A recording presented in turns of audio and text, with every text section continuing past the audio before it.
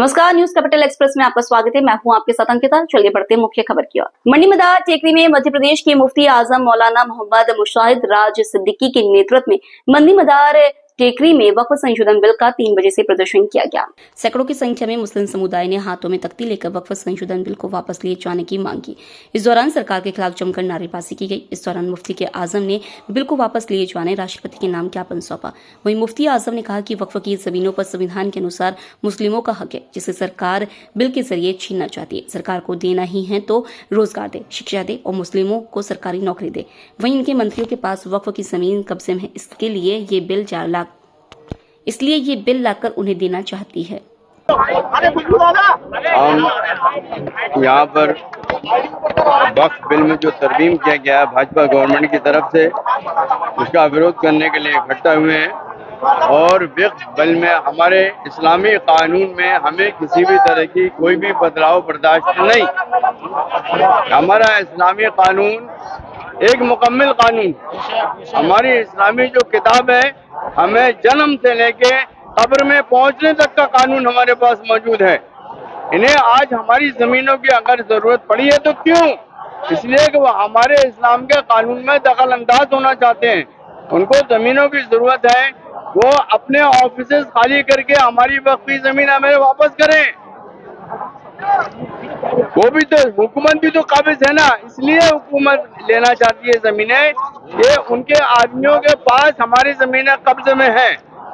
ये मुसलमानों को, गरीब मुसलमानों को अगर इनको इतनी हमदर्दी होती तो मुसलमानों को नौकरी देते, मिलिट्री में जगह देते, फैक्ट्रीज में नौकरी देते, बच्चों को अच्छी तालीम देने के लिए माँ बाप को लोन देते। उस तरह की कोई योजना इनके पास नहीं है मुसलमानों के लिए। सिर्फ इनके पास मुसलमानों को परेशान करने की योजनाएं हैं। पहले 3 तलाक का बिल लेके आए, अब वक्फ कानून लेके आए। उनको क्या जरूरत है इस्लाम के मजहब के मामले में छेड़छाड़ करने की? लिहाजा मैं राष्ट्रपति से गुजारिश करूंगा कि ये वक्फ का बिल जो बना है इसको पूरी तरह से रद्द किया जाए। और इंडिया के चीफ जस्टिस साहब से भी गुजारिश करूंगा कि आप अपने पावर का इस्तेमाल करते हुए इस कानून को रद्द कीजिए। वक्फ का कानून जिस तरह था उसी तरह से रखा जाए। अस्सलाम वालेकुम। संशोधन हुए हैं 95 में और 13 में और 25 में। अरे उस बिल में जो संशोधन हुआ था उसमें जमीन लेने वाली बात नहीं थी, ठीक है। औरतों को मर्दों के बीच में बैठाने वाली बात नहीं थी। गैर मजहब के लोगों में हमारा कानून देने की बात नहीं थी। हमारे अंदर लोग पढ़े लिखे नहीं है क्या? ये सब कानून हमारे हाथ में था, हमारे हाथ में रहना चाहिए।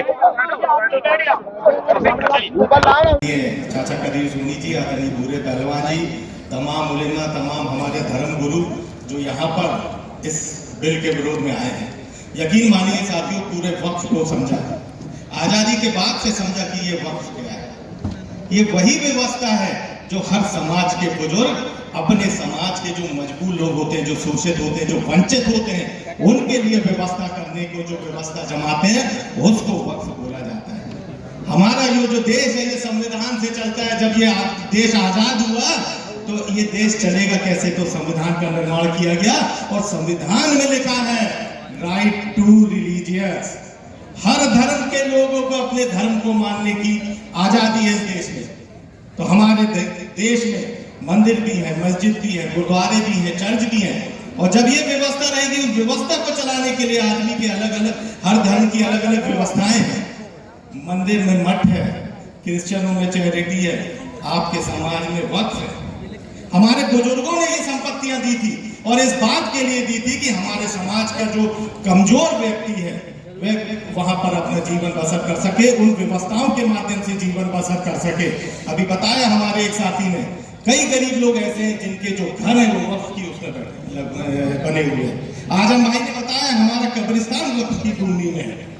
और आज एक जनाब का सही में मेरी भी आजम भाई, मेरी भी नजर उस पे गई थी कि आप ऐसा सियासी चश्मा लगा लिए हो कि वक्फ आपको क्या ताकत देता है, क्या अधिकार देता है, क्या सुरक्षा देता है, आप वो तक भूल गए उस सियासी चश्मे के चलते। साथियों, मैं आपसे दिली गुजारिश करना चाहता हूं, आप सब यहाँ पर जिनकी सरपरिस्थिति में यहाँ पर आज मौजूद हुए हैं, ये वह बुजुर्ग हैं जो हमेशा हमको रास्ता दिखाने का काम करते हैं। आज भले ही हिंदुस्तान में जो भी व्यवस्था हो, जो भी सरकार हो, जिस भी तरीके से काम कर रही हो, मगर जो हमारे बड़े बुजुर्गों ने रास्ता दिखाया है, उस रास्ते पे चल के हम इस आंदोलन को अंजाम पे लेके जाना है। हम संविधान को मानने वाले लोग हैं। संविधान ने ही हमको अधिकार दिया है कि अगर कोई चीज हमारे खिलाफ हो रही है तो हम उस पर आंदोलन करें, हम उस पर विरोध दर्ज कराएं। ये हक अधिकार हमको कोई नहीं छीन सकता जब तक इस देश की जो सरकार है वो हमसे संविधान नहीं छीन लेती। साथियों, मैं आप सभी को बहुत ये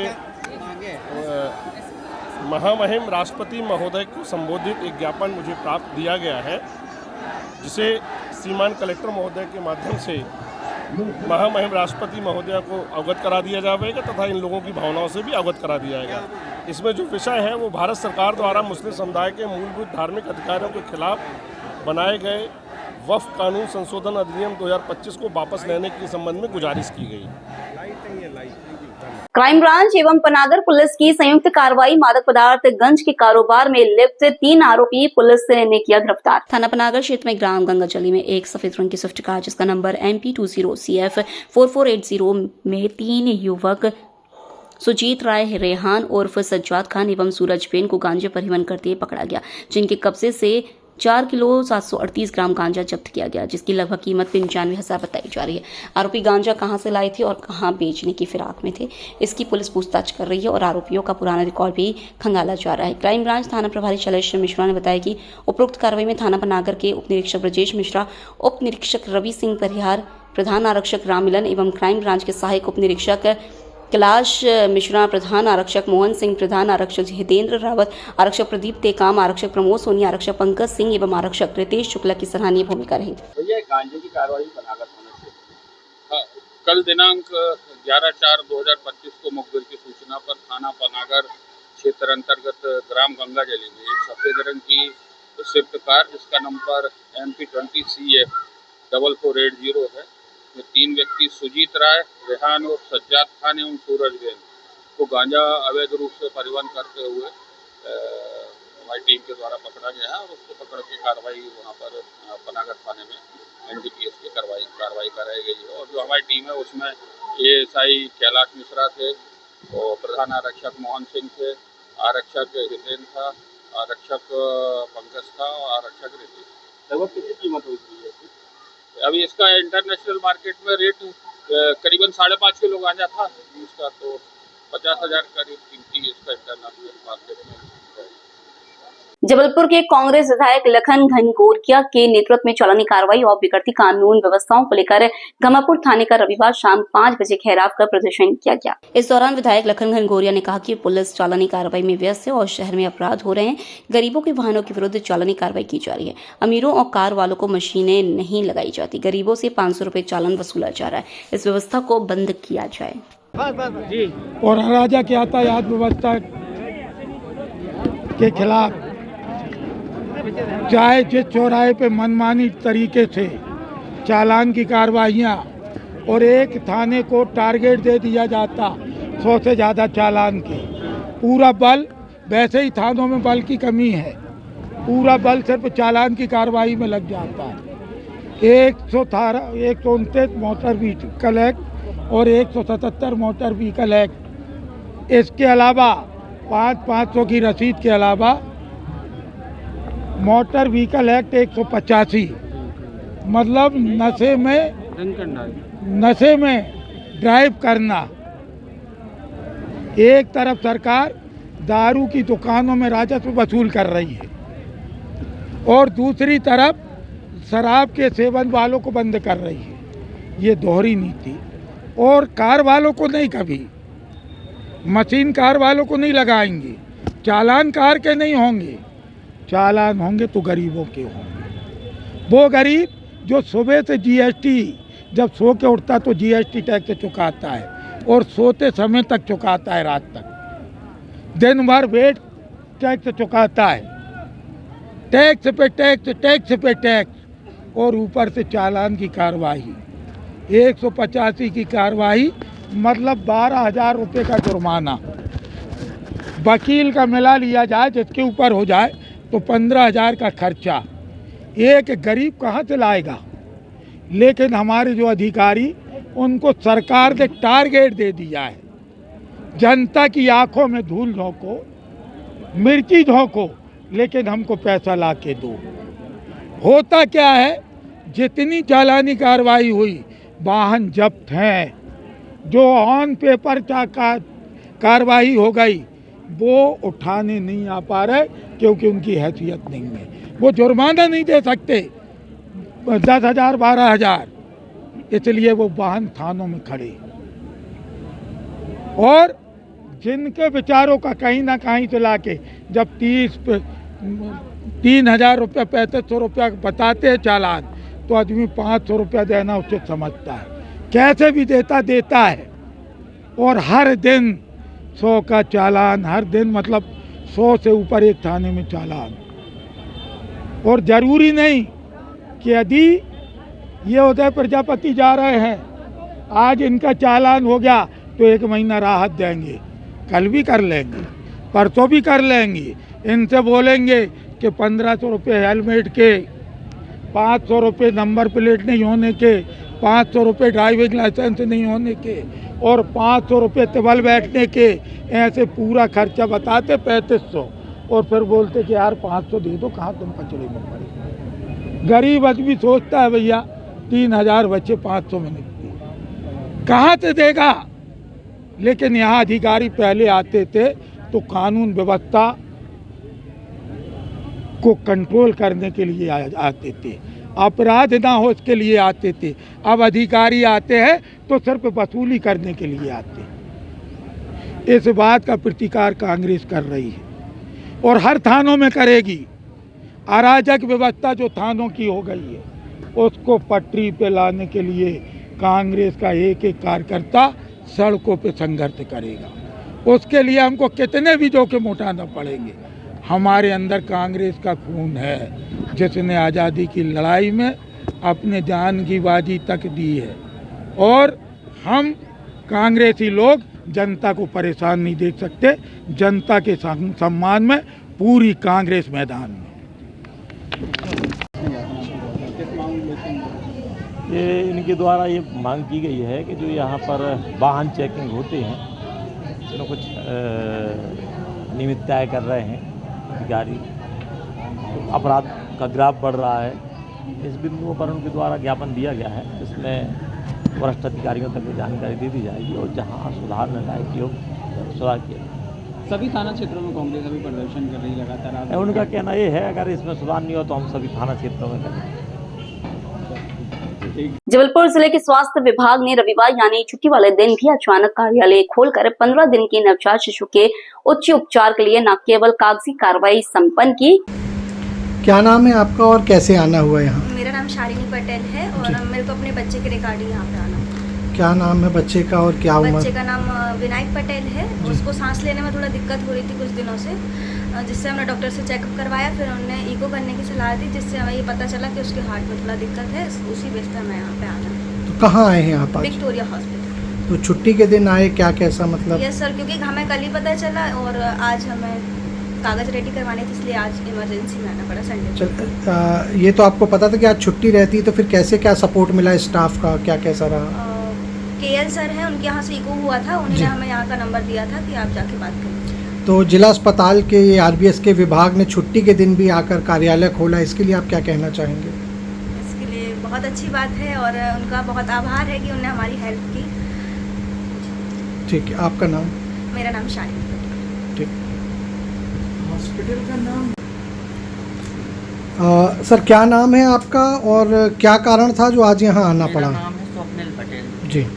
कारण ये है कि इसको हार्ट में प्रॉब्लम आ रही है, नसों में जी, इलाके समझ में आ रहा है। कौन है आपका बच्चा है? मेरा बच्चा है। कितने दिन का है? वो 17 दिन का है। कैसे पता चला कि उसको ये बीमारी है? सोनोग्राफी ईको कराने से। जी। फिर उसके बाद क्या होगा? उसके बाद फिर उसको ले जाना है।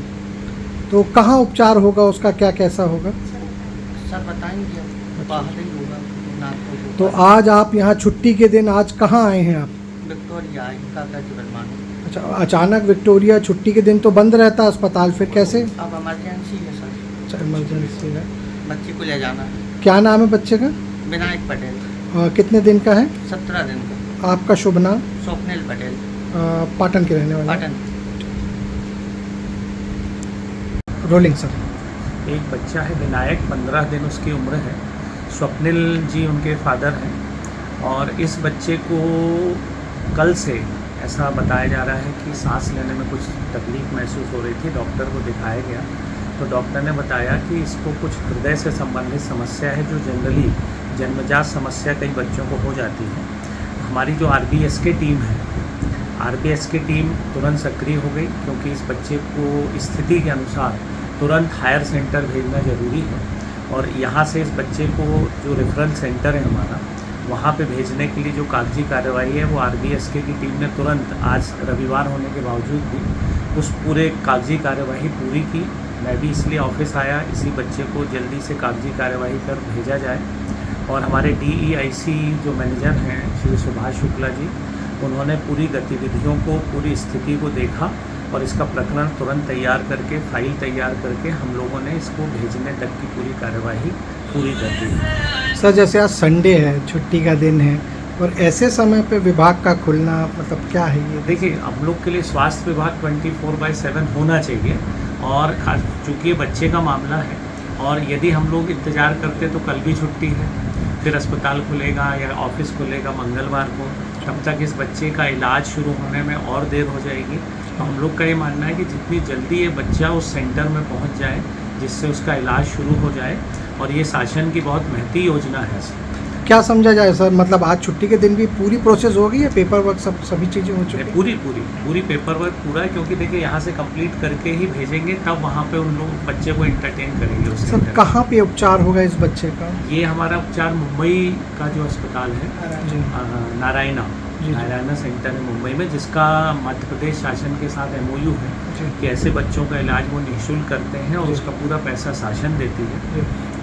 सर, बच्चे के माता पिता से हमारी चर्चा हुई थी, बच्चे को सांस लेने में भी तकलीफ़ हो रही है, और चूँकि एक लंबा सफ़र होता है मुंबई तक का, और पिताजी की आर्थिक स्थिति भी ज़्यादा सुदृढ़ नहीं है, तो ऐसे में विभाग क्या मदद कर पाएगा उनकी? देखिए, हमारी तरफ से जो भी हम कर सकते हैं कि बच्चा ठीक तरह से मुंबई पहुंच जाए, एक बार उस सेंटर में पहुंच जाएगा तो उसका पूरा इलाज होगा। और जितने बच्चों को यहाँ से हम लोग भेज रहे हैं वो 100% ठीक होकर आ रहे हैं। असली में बच्चे के हृदय में जो प्योर और इम्प्योर ब्लड मिक्स हो रहा है, इसी के कारण उसको सांस लेने में तकलीफ हो रही है।